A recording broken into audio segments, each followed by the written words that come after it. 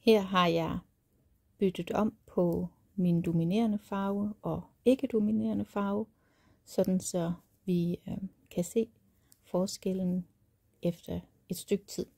Men allerede nu, på den første omgang efter ombytningen af farver, der kan vi faktisk se, at den mørke, som før var den dominerende, nu lægger sig bagerst, og den lyse kommer til at stå frem.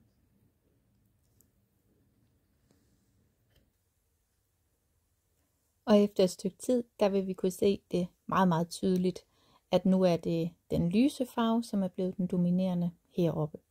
Der hvor vi også kan se det tydeligt, det er på bagsiden. Så når den lyse farve er mest dominerende på forsiden, jamen så vil den mørke farve være mest fremtrædende på bagsiden og omvendt.